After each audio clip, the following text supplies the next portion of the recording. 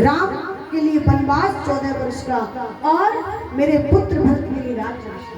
रानी ठीक है, मैं तेरे पुत्र को राजा बना दूंगा, सब कुछ दे दूंगा, पर तेरे से एक विनती है, निवेदन करता हूँ, मेरे राम के लिए बन जाने को मत कहो। ये अपना वरदान वापस ले लो ना। आपने जो कहा कह दो, ये झूठ है, मैंने झूठ कहा, कह दो ना। मैं तुम्हारे पैर पड़ता हूँ, मैं तुमसे प्रार्थना करता हूँ, कह देना। बोले श्याम रामचंद्र भगवान की।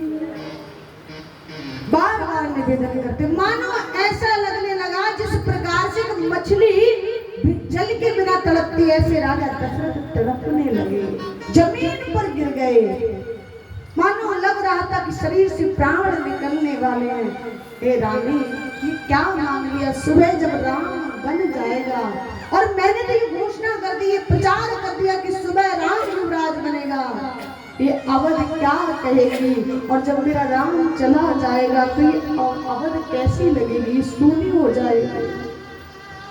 ये वर मत मांगो, बार बार निवेदन कि कैकेयी तूने लूट लिया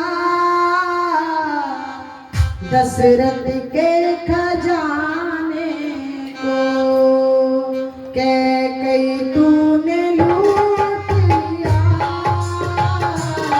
दशरथ के खजाने को, कैकेयी तूने लूट लिया दशरथ के खजाने को, वो कैकेयी तूने लूट लिया दशरथ के खजाने को।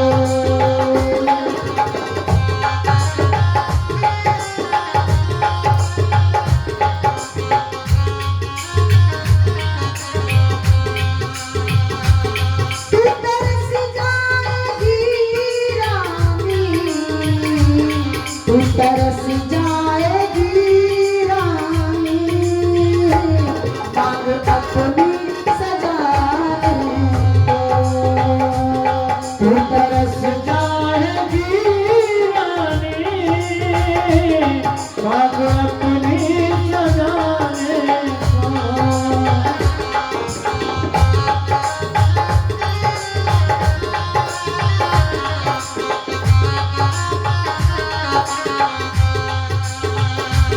कैकेयी तूने लूट लिया दशरथ के खजाने को, कैकेयी तूने लूट लिया दशरथ के खजाने, कैकेयी तूने लूट लिया दशरथ के। और रानी इतना ही नहीं, तू तरस जाएगी रानी, यदि राम पड़ा तो ध्यान रखना, मैं जीवित नहीं रहूंगा, तू तरस जाएगी रानी, मांग अपनी सजाने को। इसलिए रानी, मैं बार बार तेरे से निवेदन करता हूँ, ये अपना ये दूसरा वर जो मांगा था ना, ये कहते कि मैंने ऐसे कह दिया। बोले श्याम रामचंद्र भगवान की जय हो। बोले राधा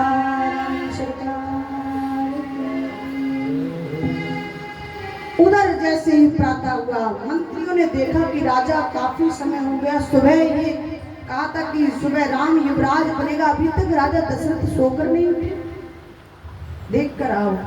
मंत्री को भेजा तो देखा राजा दशरथ भूमि पर पड़े, इस प्रकार जिस प्रकार एक पानी के बिना मछली व्याकुलता से तड़पती है। उधर राम को सूचना दी, राम आए। राम ने देखा अपने पिता की स्थिति को, वो तो समझ गए, तुरंत जाकर कैकेयी मैया के पास पहुंचे और कहा, मां कि मोही कहा मात तात दुख कारण, करही जतन जही होई निवारण, मोही कहा मात दुख कारण, होई जतन जही होई। हे माता, पिता के दुख का कारण कारण क्या है मुझे बताओ ना, मैं वो करूंगा, वही जतन करूंगा जिससे कि मेरे पिता का दुख दूर हो जाए। सुनाऊं राम सब कारण एहू, राज ही तुम पर बहुत सने। क्या बताऊं राम, ये राजन है ना, ये आपसे बड़ा प्रेम करते हैं, बड़ा स्नेह करते हैं। बोले वो तो करते हैं माँ, लेकिन मेरे पिता इस प्रकार से इस स्थिति में, दुख में, ऐसी स्थिति में पड़े हैं, इसका तो कोई और कारण है ना माँ, बताओ ना क्या कारण है। बोली श्रीयावर रामचंद्र भगवान। कैकेयी ने कहा कि मैंने आपके लिए 14 वर्ष का वनवास और अपने पुत्र भरत के लिए राज्य मांग लिया, वही उसी के कारण आपके पिता इस प्रकार आए। इतना का तो मन ही मन प्रसन्न हुए और कहा धन्य है माँ, तूने मेरी प्रसन्नता के लिए इतना बड़ा कलंक ले लिया। हम और आप सोचते ना कि कैकेयी ने राम को वन भेजा था, कलंक किस पे लगा, कैकेयी में। अब प्रसन्नता किसकी थी उसमें, मेरे राम की थी।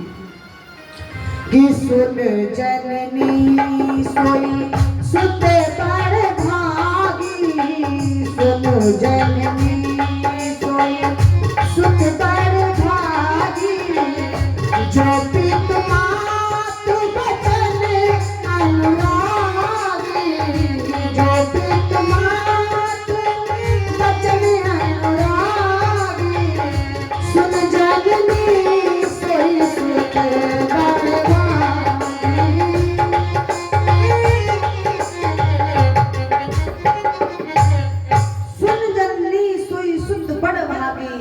जो पित मात बचन अनुराग।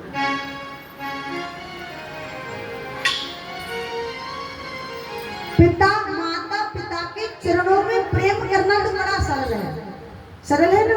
सुबह उठो चरण स्पर्श करो, बात खत्म। सोने से पहले शाम को चरण स्पर्श कर लो। लेकिन जो पित मात बचन अनुरागी, जो बचनों में प्रेम करता है, ये बड़ा कठिन है। एक एक वचन मान करके चलना, वचन का पालन करना कठिन है कि नहीं। मैं चरणों में प्रेम तो करना बड़ा सरल है, हर कोई कर सकता है। सुबह उठो प्रणाम कर लो, शाम को कर लो। लेकिन जो पित मात वचन अनुरागी, जो माता पिता के वचनों में प्रेम करता है, माता पिता के वचन में ही अपनी प्रसन्नता समझता है, वो पुत्र बड़ भागी होता है।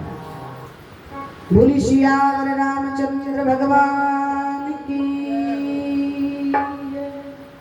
आज राम जी कौशल्या मैया के पास पहुंचते हैं। उधर मैया को नहीं पता था, मैया तो बड़ी प्रसन्न थी। अरे राम